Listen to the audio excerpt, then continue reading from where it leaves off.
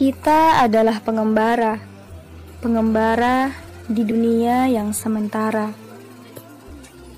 Maka jadilah pengembara yang merindu pada Ia yang selalu menunggu. Assalamualaikum teman-teman. Kembali lagi bersama konten Cinta Pena dengan saya Siti Eva Zulfa dan saya Ayuko. Kami akan kembali mereview buku Kang Abi dengan judul buku Kembara Rindu. Nah, ini dia bukunya.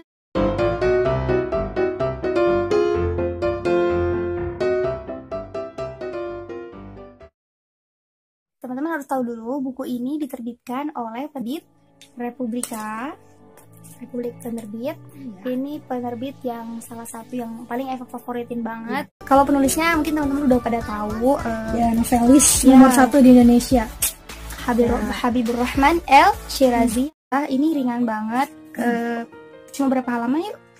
Ada sekitar 266. Karena memang seperti namanya biologi, ini tuh bakal ada lanjutannya. Jadi bakal ada seri kedua, Kembara Rindu seri kedua. Ini lebih tebal daripada yang kemarin ya, Meninjau Baginda Nabi. Itu lebih tebal.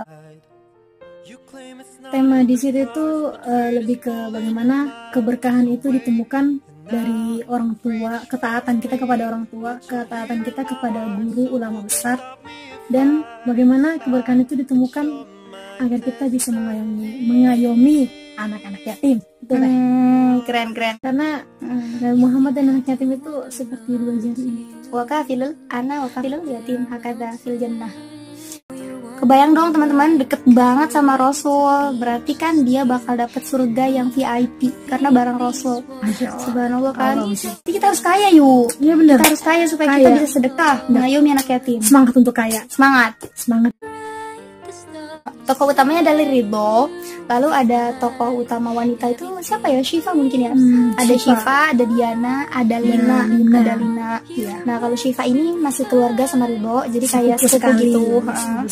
Terus kalau misalkan Diana itu anak gurunya Ridho, anak kiainya Ridho, kiai besar yaitu Kiai Nawir. Tokoh ini tempat Ridho itu menuntut ilmu. Terus kalau Lina itu saudara tirinya dari Syifa. Tapi itu belum ketahuan nanti ketahuan. Pokoknya harus baca. Ada 2. Yang pertama di Lampung, sesuai dengan covernya ini, rumah adat Lampung. Dan ada juga di Cirebon. Jadi kalau pesantrennya di mana? Cirebon. Pesantrennya di Cirebon, tapi rumahnya Ridho ini ada di Lampung. Lampungnya bener-bener pedalaman gitu sih. Ada teman anak Lampung tanya, kamu tahu Wai Meranti nggak? Nggak tahu yuk. Oh emang itu kayaknya pedalaman. Lampung. Kalau Unila pasti tahu. Unila. Kalau Unila karena itu udah agak kota gitu gak sih? Pulang dari pondok itu dia kayak bingung gitu loh teman-teman. Kebayang gak sih kalau kita juga kayak abis lulus sekolah atau lulus kuliah, kan suka pada bingung kan menentukan masa depan. Aku mulai dari mana nih? Sedangkan keluarganya sangat membutuhkan dia ya. Aku mulai dari mana? Di situ tuh dilemanya Ridho tuh kelihatan banget digambarkan. Nagih utang, bukan nagih utang, surat wasiat. Terus pasti cari tahu sama keluarganya Lina itu, mamanya Lina. Ternyata Ridho hanya seorang santri, dia kayak merendahkan kan. Bener, gemes banget tau di situ guys.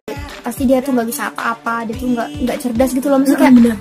Oh jadi ada pandangan gitu ya. Kalau misalkan orang lulusan pesantren itu nggak bisa apa-apa, maksudnya dari intelektualnya tuh kurang gitu kan. Ternyata ada stigma seperti ini gitu kan. Padahal kan sebenarnya nggak bisa gitu juga gitu, karena nggak lulusan sekolah, akhirnya kembali ke dirinya ya kan. Ya itu ini maksud dengan kembar rindu, itu menjadi pengembara rindu yang pantas dirindukan adalah pemilik rindu itu sendiri. Iya benar. Jadi sebenarnya rindu adalah satu-satunya kekuatan yang bisa kita jadikan pijakan supaya kita tetap berada di jalan Tuhan. Ketika kita selalu merindu, selalu menghadirkan rindu, menciptakan rindu kepada Tuhan, kita tuh akan tahu kalau misalkan kita tuh hidup di sementara. Kan selalu menyadari itu ya. Dan itu akan wujudkan dengan tingkah-tingkah kita yang akan selalu berorientasi pada akhirat. Di beberapa ini ada ya sekitar ada 6-7 tipe lah. Tipe. Kok Eva gak nemu loh? Emang dia tuh terlalu teliti bahkan kalau baca, jadi sampai tahu gitu beberapa tipe. Nah, jadi novel ini nggak sempurna tanpa yang satunya lagi. Benar. Kita tunggu yang selanjutnya lagi dan semoga kita bisa review lagi insyaallah ya kan. Konfliknya itu belum benar-benar klimaks di sini. Dan kalau romance-nya mau dilanjutin, ini belum selesai. Iya, benar. Ini harus selesai romance-nya pokoknya. Itu harus jadi salah satu dari yang tiga calon. Terkadang kita itu tidak melihat jodoh yang ada di depan mata. Begitu gak sih? Iya, benar. Ya jadi kadang kita tuh terlalu berpikir jauh tanpa kita sadari ada satu jalan gitu ya. Ada satu jalan di mana kita bisa mencapai mimpi kita itu di depan mata kita, tapi kita cuekin gitu loh. Ridho juga gitu kan. Ternyata dia juga punya satu jalan sederhana, tapi ternyata jalan itu adalah kunci menuju dia sukses. Dan jalan itu baru diketahui setelah dia konsultasi dengan seorang kiai. Pokoknya itu best part banget. Dan Eva kayak ya Allah, jangan-jangan aku juga seperti Ridho gitu. Iya, benar. Ketika kita tuh merasa kehilangan arah, jangan-jangan aku juga sebenarnya punya kunci jawabannya, tapi kita belum lihat itu. Maka di situ penting yang namanya konsultasi sama orang alim. Nah, orang alim, ulama. Oke guys, jadi buku ini tuh direkomendasikan banget untuk orang-orang yang ingin mengetahui dunia santri. Ya, dunia pesantren, bagaimana akhlak santri, ya. Jadi chemistry antara guru sama muridnya dapat banget. Tetap berkarya, tetap tersenyum, tetap bersyukur. Never stop dreaming. Assalamualaikum warahmatullahi wabarakatuh.